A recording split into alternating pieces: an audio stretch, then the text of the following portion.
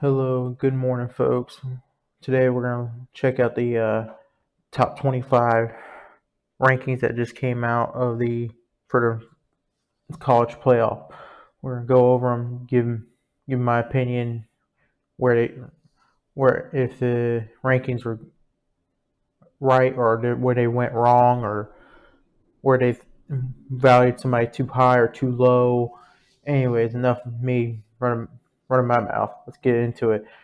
The top five from for this week didn't change from last week. You got Georgia, Ohio State, Michigan, TCU, Tennessee, just like last week. As expected, I didn't really expect them to move the teams around. Everybody within the top five won impressively. The biggest change, the first change was since Oregon lost, LSU moves to six. LSU, this is where I think they rated LSU a little bit too high. Obviously, they should have moved up due to Oregon losing, but they also struggled against a bad Arkansas team. I guess I could live with it being six, but I don't know. They didn't have a very impressive last week to convince me they should be the sixth best team in the nation.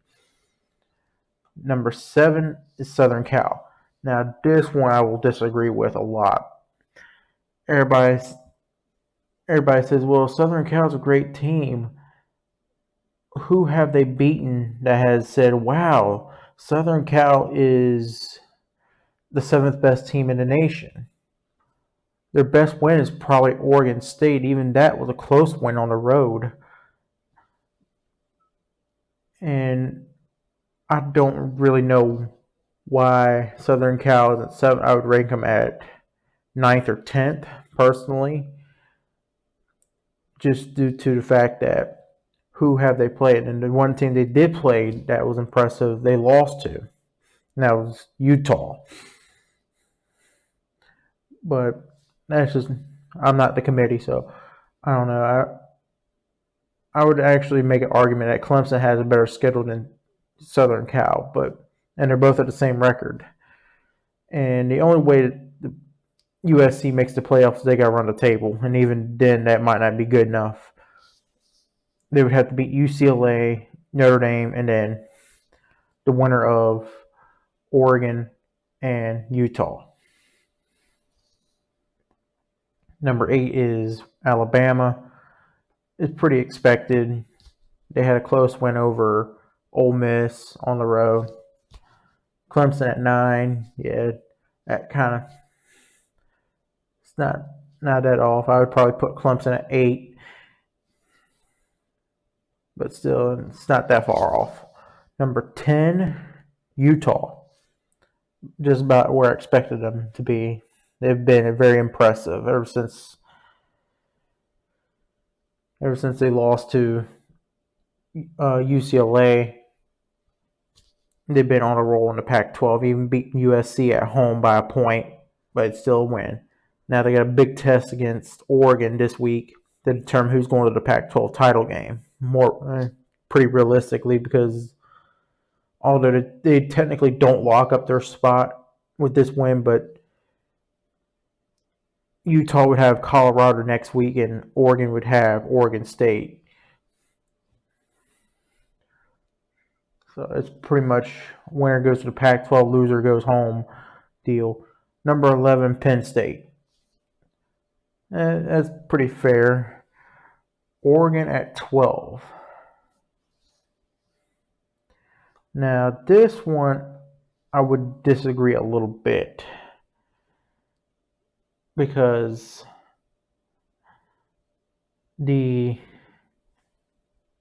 issue I have is that it wasn't that Oregon didn't play a bad game. It was the reason Oregon lost was due to bad coaching decisions. And kudos to Washington for taking advantage of Oregon's mistakes. But I would rank Oregon not drastically lower, but we're talking maybe 13th, 14th, So it's not too far off. North Carolina at 13.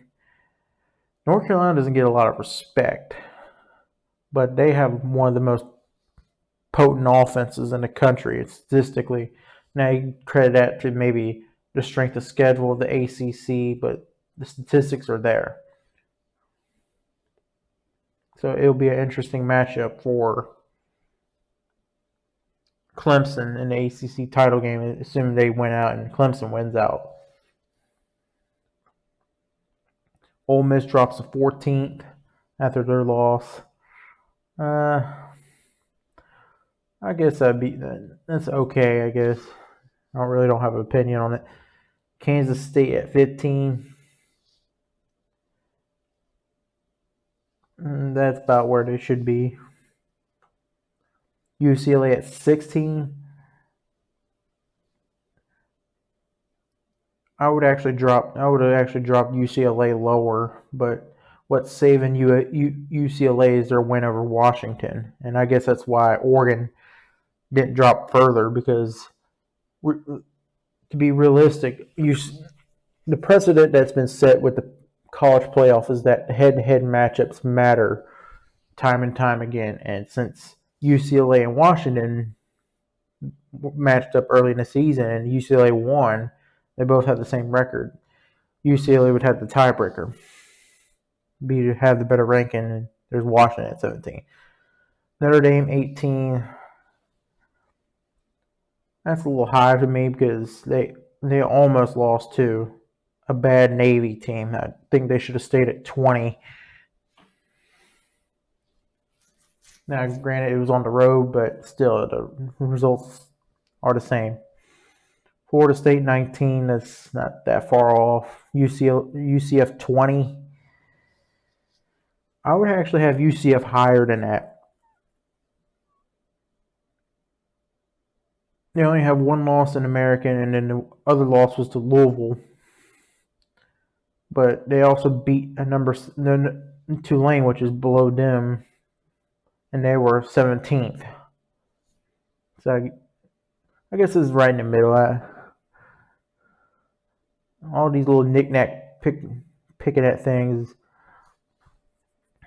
just me just picking at things. It's not something egregiously bad. 22, Oklahoma State. I think there's could have been more teams that should have got in over Oklahoma State. Oklahoma State, they haven't been bad. They just haven't been great either.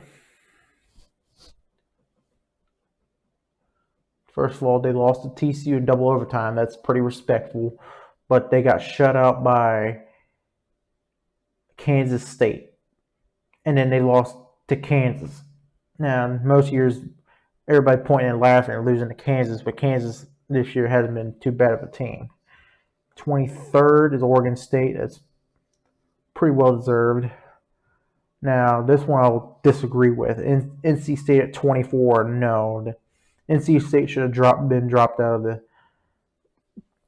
of the playoff. And then finally, to round the top 25 out, is Cincinnati.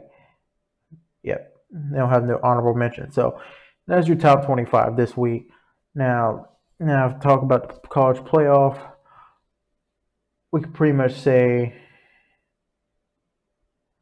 that Georgia is going to be. Let's see if I got any. Yes, I do got some.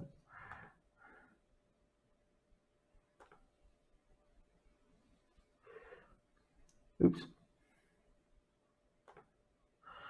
I was going to try to draw for y'all. Maybe I still can. I don't know.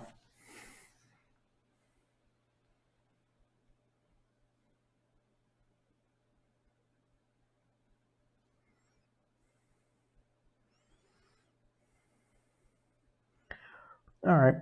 Anyways, we're going to say Georgia is. Oh, wait. All right, screw that. Anyways, what I want to get to next is how the college playoff is looking like. Georgia, unless they completely fall flat on their face, they're making it to the playoff. No debate about it. At 10-0.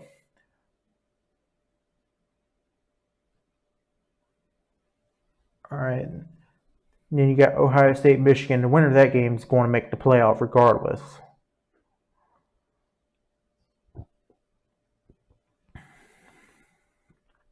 So now it's going to be debated between 3 and 4.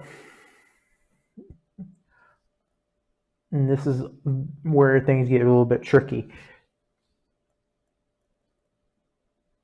Well, one of these, Ohio State and Michigan are play each other, so they're gonna one's gonna be sent out anyways.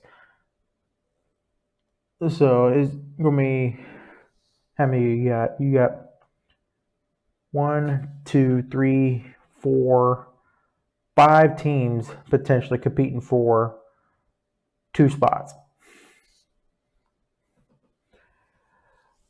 Now, if Ohio State beats Michigan, I don't see Michigan making the playoff. Simple as that. Because we'll even look this up just to say that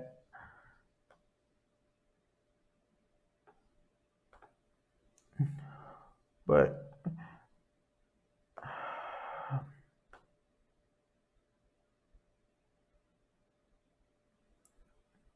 dang it. There you are. Yeah, let's look at the reason I say Michigan's going to be out because look at the non-conference opponents they have: Colorado State, Hawaii, and UConn. Some of the worst group of 5 teams you could even schedule. The committee would have a little bit more respect if you scheduled teams like Cincinnati, Boise State. Who else? You got UCF. Those teams. And even looking at next year, you have East Carolina, UNLV, and Bowling Green. 3 pretty bad teams. Now, who knows? These teams may make a run at the top 25 in the Year 6 Bowl. But if I had to put some money on it, and I'm not even a gambling person, but if I had to put some money on it, I would say they're not going to be that great next year. Not terrible, but not great. Versus, let's just say Ohio State lost to Michigan. We'll even look at the opponents here. Okay, I don't care. FBS. All right. This year they faced Notre Dame. They beat them 21-10. At one point in the season, they pretty much people thought that the Notre Dame win wasn't that great, but now Notre Dame's done turned it around. They're the top 25. So it's looking better and better for Ohio State. Of course, they have 2 group of 5 teams, Arkansas State and Toledo. Toledo isn't a bad group of 5 team to schedule. Looking at a record now, but it's here now. So it would actually help the Big Ten out if Michigan were to win the Big Ten and beat Ohio State.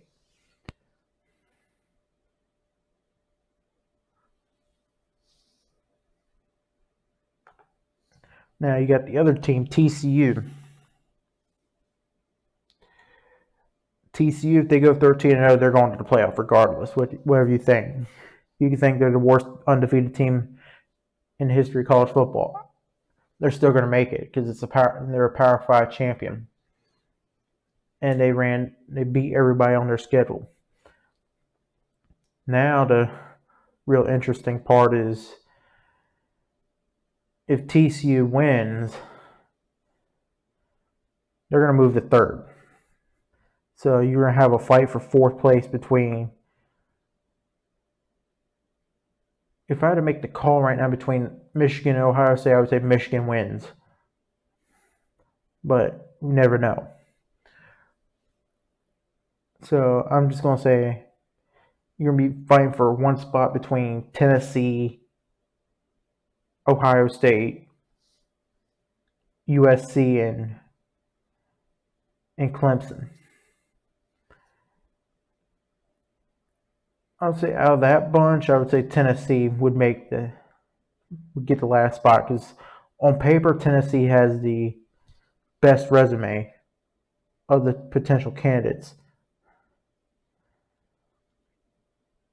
Now, if LSU somehow manages to beat Georgia, it would hurt Tennessee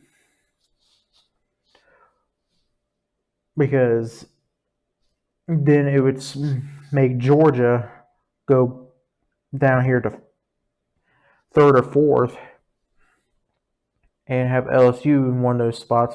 Meanwhile, Ohio State and TCU, or Michigan and TCU, get the other two spots. Do I see LSU beating Georgia? Probably not, because nothing that I've seen from LSU this year has got confidence in me saying that LSU is going to beat Georgia.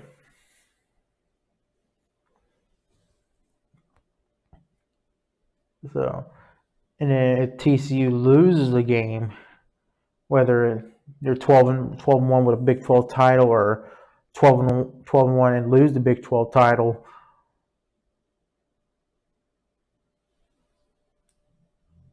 that's your best hope if you're a Tennessee fan, especially an Ohio State fan. If you lose to Michigan or Clemson,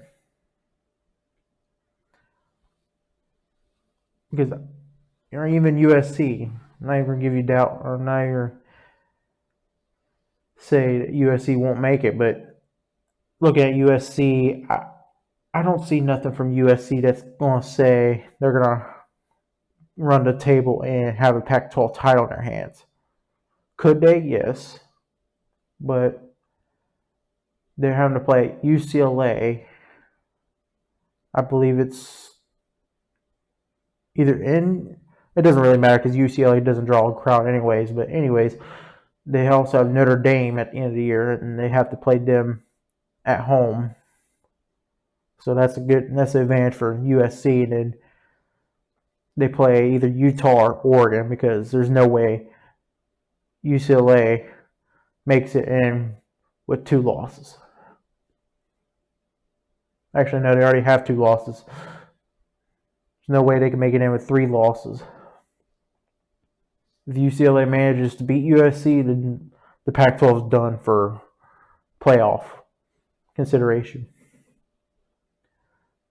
And it would be, depending on how actually it doesn't matter how it goes, the other team's going to be either Utah or Oregon. So,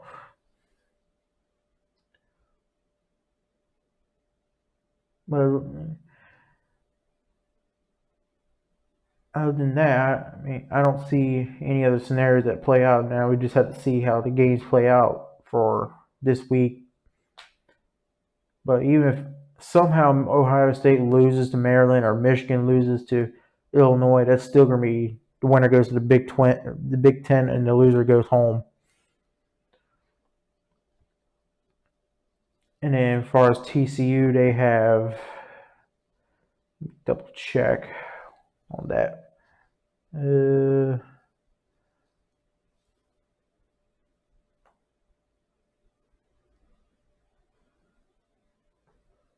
Oops, had the site right open.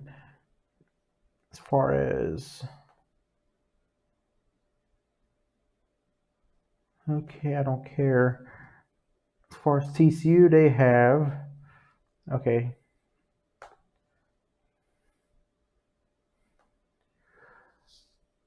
Yeah, their non-conference schedule is not that great. You could argue that TCU's non-conference schedule is just as bad, if not worse, than Michigan's. So I think if TCU loses a game, they're going to be done.